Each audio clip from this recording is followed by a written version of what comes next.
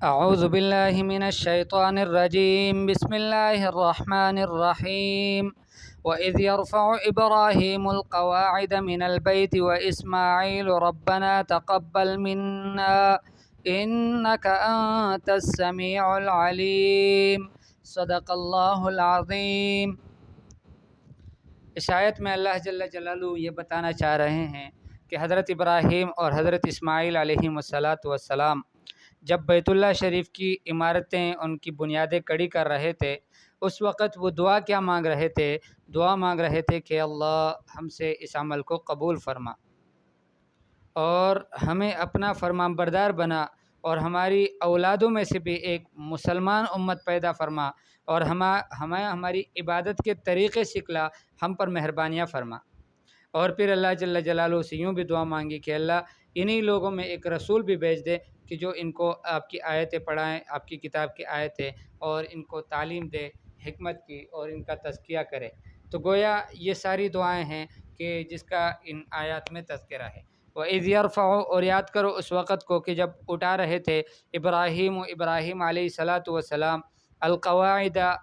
بنیادیں من البیت بیت اللہ شریف کی، و اسماعیل، اور اسماعیل علیہ السلام بھی اس کے ساتھ شریک تھے۔ ربنا تقبل منا انک انت السمیع العلیم۔ مغرور ہونے کے بجائے کہ بڑے کام کیے تو بڑا کام پہ آدمی کو غرور ہو، ایسا نہیں، بلکہ اللہ سے متوجہ ہو کر اللہ سے قبولیت مانگ رہے ہیں۔ ربنا تقبل منا، اے اللہ ہم سے قبول فرما لے، انک انت السمیع العلیم، بے شک تو ہی ہے، بے شک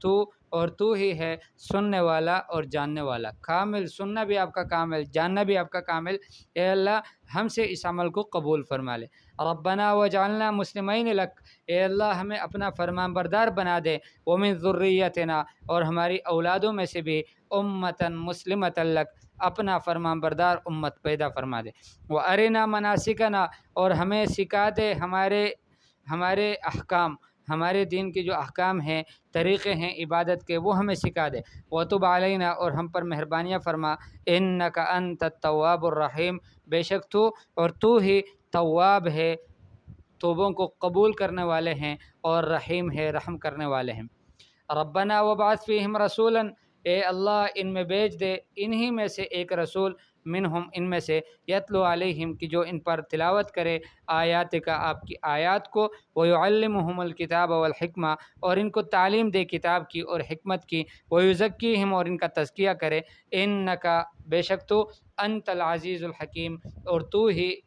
غلبے والا ہے، حکمت والا ہے۔ تو یہاں پر اس دعا کے ذکر کرنے سے مقصود کیا ہے؟ اس سے ایک تو یہ مقصود ہے کہ انبیاء کرام علیہم الصلوات و تسلیمات سارے اپنے بڑے کارناموں میں اللہ جل جلالہ کی طرف متوجہ رہتے تھے، اللہ سے مدد مانگ کر وہ کام کرتے تھے، ایک بات۔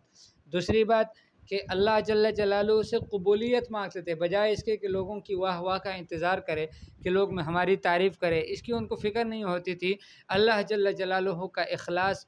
اللہ جل جلالہ کی رضا، یہ ان کا اصل مقصود ہوتا تھا، اس وجہ سے اس کی قبولیت کی دعائیں اللہ پاک سے مانگتے تھے۔ اور تیسری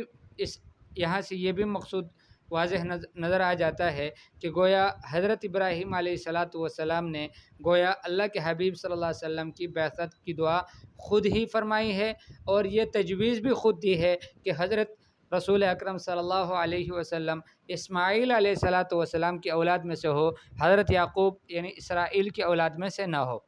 یعنی حضرت اسحاق علیہ السلام کی اولاد میں سے نہ ہو، بلکہ حضرت اسماعیل علیہ السلام کی اولاد میں سے ہو۔ یہ تجویز بھی گویا حضرت ابراہیم علیہ السلام نے خود ہی دی تھی، اس وجہ سے فرمایا ربنا وبعث فیہم رسولا منہم۔ اور پھر آگے یتلو علیہم آیاتک میں اللہ جل جلالہ حضرت ابراہیم علیہ السلام نے رسول اکرم صلی اللہ علیہ وسلم کی بعثت کے، یا کسی بھی نبی کی بعثت کے، خاص طور سے امام الانبیاء خاتم النبیین کی بعثت کے، اس کے مقاصد کو بیان فرمایا ہے، تو جو انشاءاللہ آگے 151 نمبر آیت میں تفصیل کے ساتھ پھر بیان ہوں گے۔ یہاں پر اتنا سمجھ لیں کہ ان میں سب سے پہلا جو مقصد ہے نبی کے بعثت کا، وہ یہ ہے کہ لوگوں کو قرآن کی آیتیں سنائیں، اور ان کو کتاب اللہ کی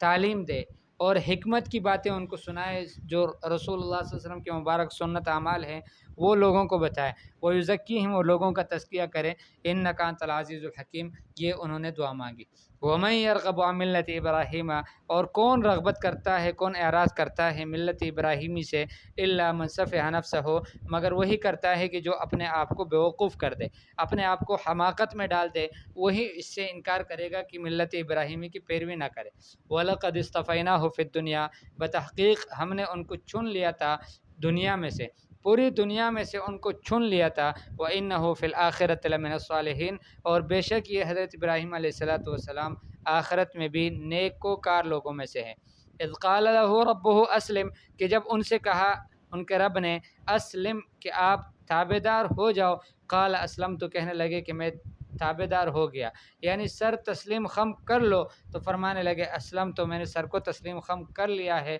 لرب العالمین رب العالمین کے سامنے۔ یہاں پر سر تسلیم خم کرنے کا معنی اس لیے کیا کہ اسلم کا معنی اگر اسلام سے لیا جائے تو حضرت ابراہیم علیہ السلام تو خود ہی مسلمان تھے، شروع سے مسلمان تھے، تو گویا اللہ پاک نے ان کو اسلام کی دعوت تو نہیں دی بلکہ ان کو مکمل تابع داری کی دعوت دی۔ اللہ پاک نے ان سے یوں فرمایا کہ مکمل طور پر تم اپنے آپ کو اللہ کے حوالے کر دو، تسلیم خم کر دو۔ تو وہ کہنے لگے کہ میں نے اپنے آپ کو اللہ کے سامنے بالکل سرنگوں کر دیا، سر تسلیم خم کر دیا اور اپنے آپ کو سر کو جھکا دیا۔ اور یہی اسلام کا معنی بھی ہے، اسلام کا ظاہری معنی یہی ہے کہ آدمی اپنے آپ کو اللہ جل جلالہ کے احکام کے سامنے اپنا